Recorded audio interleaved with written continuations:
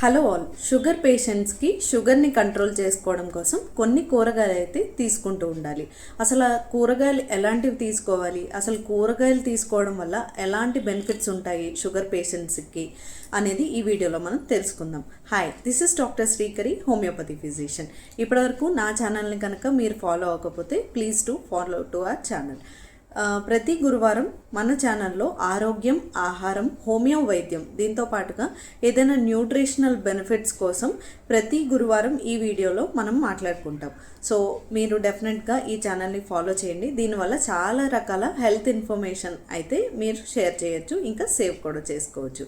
So diabetic patients అసలు ఎలాంటి vegetables తీసుకోవాలి, వెజిటబుల్ ఇంపార్టెన్స్ ఏంటి అసలు అంటే, చాలామందికి డయట్, లైఫ్ స్టైల్ బట్టి డయాబెటీస్ అనేది మనం కంట్రోల్లో ఉంచుకోగలుగుతాం. మరి డయాబెటిక్ పేషెంట్స్ డెఫినెట్గా వాళ్ళ హెల్తీ లైఫ్ స్టైల్ మీద కాన్సన్ట్రేట్ చేయాలి. సో ఫస్ట్ నెంబర్ 1, ఎక్సర్సైజెస్ కంపల్సరీగా డెఫినెట్గా చేస్తూ ఉండాలి. నెంబర్ 2, బెస్ట్ ఫుడ్ ఐటమ్స్ అనేవి తీసుకోవాలి. అంటే లో గ్లైసెమిక్ ఇండెక్స్ ఉన్న ఫుడ్స్ అయితే తీసుకోవాలి. అసలు కూరగాయల్లో లో గ్లైసెమిక్ ఇండెక్స్ ఉన్న కూరగాయలు ఏంటి ఈ వీడియోలో తెలుసుకుందాం. అందులో మొదటిది, డయాబెటిక్ పేషెంట్స్ ఎప్పుడు కూడా వాళ్ళ ప్లేట్లో ఖచ్చితంగా 50% ఆఫ్ వెజిటబుల్స్ అయితే ఉండాలి. 25% మాత్రమే కార్బోహైడ్రేట్స్ అనేవి ఉండాలి. మిగతా 25% ప్రోటీన్ అనేది ఉండాలి. అది కూడా ప్లాంట్ బేస్డ్ ప్రోటీన్ అనేది తీసుకోవడం వల్ల, అంటే లెగ్యూమ్స్ కానీ పల్సెస్ కానీ ఇలాంటివి తీసుకోవడం వల్ల ఎటువంటి సైడ్ ఎఫెక్ట్స్ లేదంటే ఎటువంటి కాంప్లికేషన్స్ డయాబెటిక్ పేషెంట్స్కి ఉండకుండా ఉంటాయి. సో ఎక్కువగా తీసుకోవాల్సిన కూరల్లో ఆకుకూర, ఆకుకూర డెఫినెట్గా ఎవ్రీ డయాబెటిక్ పేషెంట్స్ అయితే తీసుకోవాలి. నెంబర్ 2, ఫైబర్ రిచ్ ఫుడ్ని ఎక్కువగా తీసుకోవాలి. అంటే సపోజ్ ఎగ్జాంపుల్ బీరకాయని ఎక్కువగా తీసుకోవడం వల్ల డైజెషన్ ప్రాబ్లమ్స్ అనేది ఉండదు. సో గట్ హెల్త్ అనేది బాగా మెయింటైన్ అవుతూ ఉంటుంది. ఇలా మెయింటైన్ అవ్వడం వల్ల ఫర్దర్ కాంప్లికేషన్స్, లివర్, ఇంకా గ్యాస్ట్రో ఇంటెస్టైనల్ ట్రాక్ట్, ఇవన్నీ కూడా చాలా టాక్సిన్ ఫ్రీగా ఉంటాయి.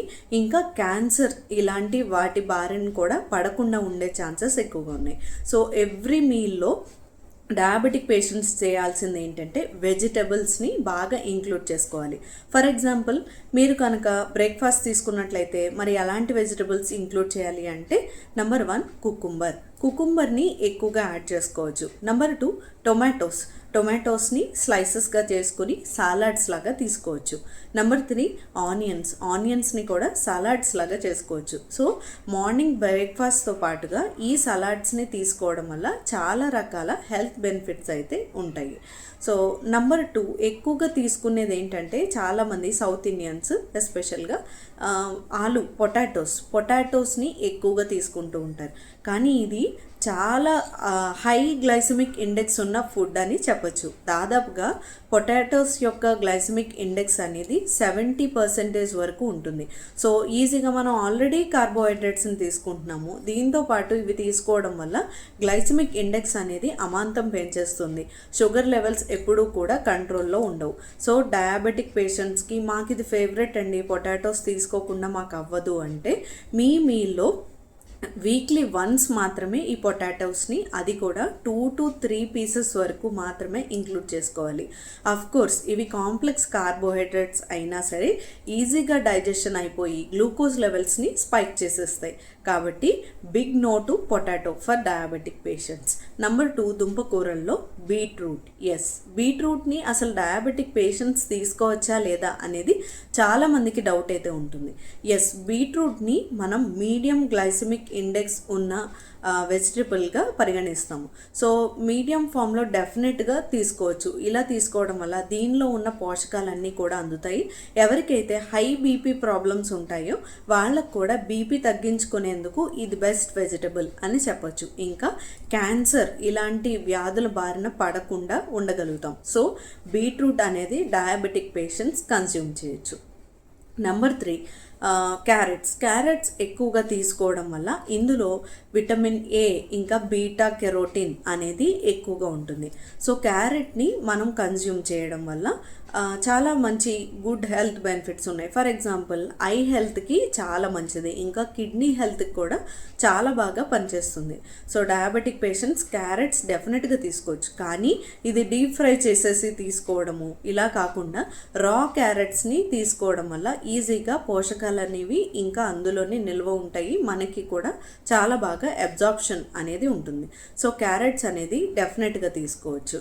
వీటన్నిటితో పాటుగా మీ మీల్ సౌత్ ఇండియన్స్ ఏంటంటే మనం ఎక్కువగా టోటల్ మొత్తంలో 70% ఆఫ్ రైస్ తీసుకుంటాము, లేదంటే నార్త్ ఇండియన్స్ అయితే 70% ఆఫ్ చపాతీ లేదంటే రోటీస్ తీసుకుంటారు. కానీ ఇందులో వెజిటబుల్ ఏ మాత్రం ఉండదు, కాబట్టి మన షుగర్ లెవెల్స్ కూడా ఈ విధంగానే స్పైక్ అయిపోతూ ఉంటాయి. దీనివల్ల డయాబెటిక్ కాంప్లికేషన్స్ని కూడా మనం ఫేస్ చేస్తూ ఉంటాం.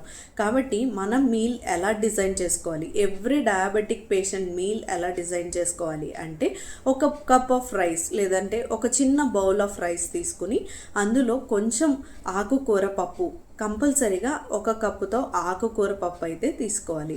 నెంబర్ 2, వెజిటబుల్స్ని బాయిల్ చేసి ఏదో ఒక వెజిటబుల్ని ఇలా బాయిల్ చేసి తీసుకోవడం వల్ల కూడా మంచి పోషకాలు అయితే అందుతాయి.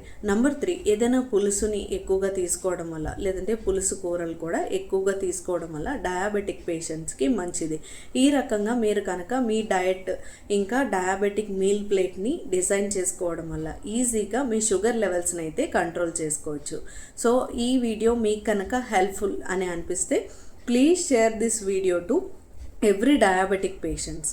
ఇప్పటివరకు నా ఛానల్ని సబ్స్క్రైబ్ చేసుకోకుండా ఇంకా ఫాలో అవ్వకుండా ఉన్నట్లయితే please to follow. Thank you for watching.